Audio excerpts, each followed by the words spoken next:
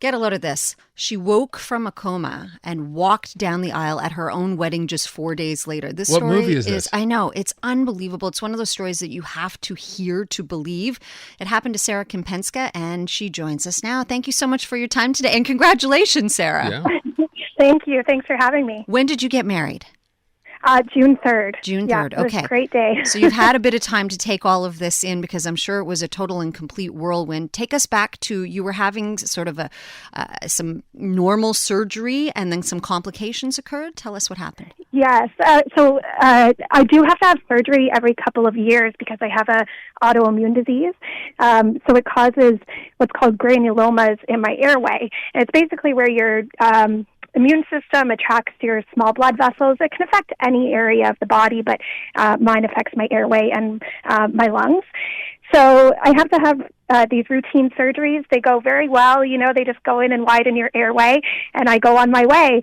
But about 2 weeks before my wedding, that's when my surgery was scheduled for, and it just didn't go as planned. There was... I had trouble breathing afterwards, and fortunately my sister is a doctor, so she recommended I go to the ER, and they took care of me there, which was awesome. And so how does it go from that to then you being in a coma? Obviously, it was a very serious situation.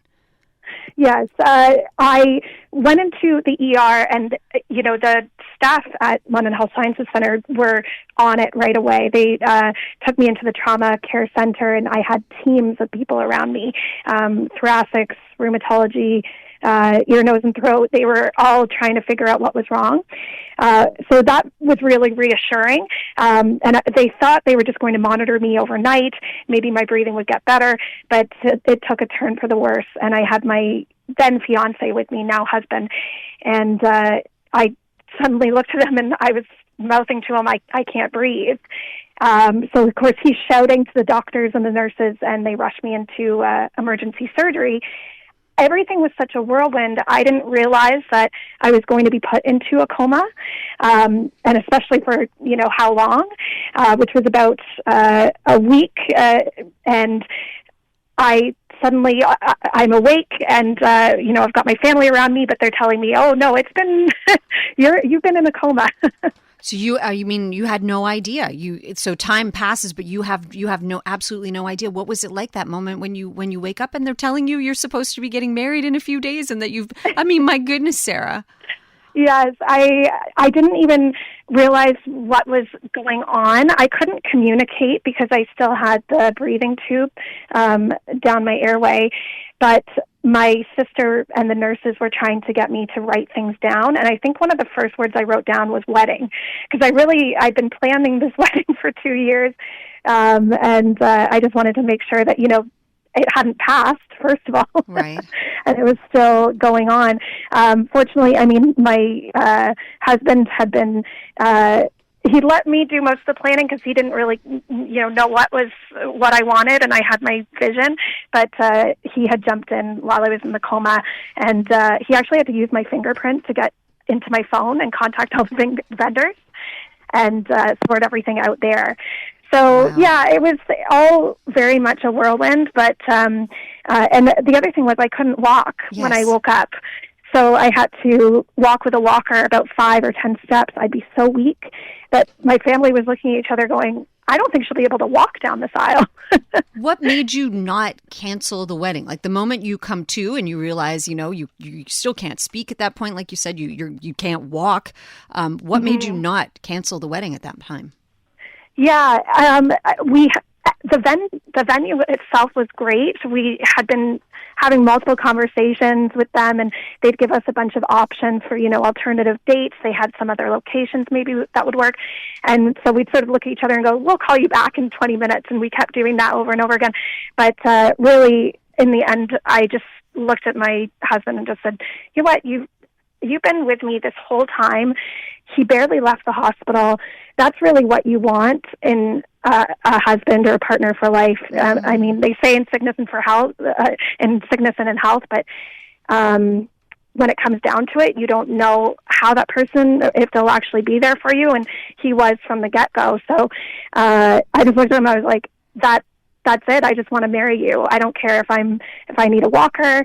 I don't care if I can't dance at my own wedding. I just want to be married to you. So we just decided to go forward with it. That's so beautiful. Yeah. That is so beautiful. Okay, but then the reality is you didn't have to use a walker, did you? You learned how to walk in those few days. Yeah, that was all credit to, I think, the hospital staff, the nurses, the doctors, the physiotherapists. I mean, I can't say enough about the healthcare staff in Canada. They're just awesome. They really made it their goal as well to get me to my wedding, and so they would walk with me a little bit every day. When I was in the coma, they would wash and braid my hair just so it wouldn't get matted, so I could have my hair up and look good on my wedding day, because they were like, let's get her to this wedding. And also when I left the hospital, my dad and my husband would walk me a little bit every day, and every day they'd be like, okay, a little bit more, and I was so weak. It was just unbelievable. So, it's those little things, it's like, kind of take for granted just the ability to breathe or the ability to walk, but yeah, when you can do it, it's and you realize, oh, okay, this is actually more difficult than it seems. You don't take those things for granted again, for sure. And you did it. You married the love of your life. Were you Yes. able to go on a honeymoon, or how's your recovery been since then, Sarah? Yeah, so we had our honeymoon booked and ready to go. We were going to do England and Ireland, but because I've had to start a new treatment since all of this happened, we decided to delay it. So that's okay, though. We're really looking forward to it next year. And it just gives us one more thing to look forward to. I love your But attitude. yes, we haven't been able to. So you said you have a new treatment you have to do. How is your health now? And are you nervous? Like, you'll have to do that surgery again, I suppose, at some point. How are you feeling about all that? Yeah. So this disease, there's no cure for it. You just have to manage it as it comes. And so you kind of got used to that feeling of uncertainty and needing to go for tests and seeing how things are. So I did just start a new round of treatment, which I think went very well. But we'll have to wait and see a couple of months just to see how it took effect. Okay. But I'm very positive about it. I love my healthcare team.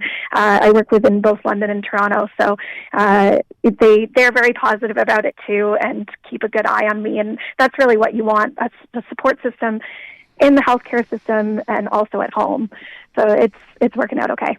Nice I mean, story. I think your attitude's got to have a huge part to do with that, Sarah. Totally inspirational to hear that. Congratulations once again to you and your husband.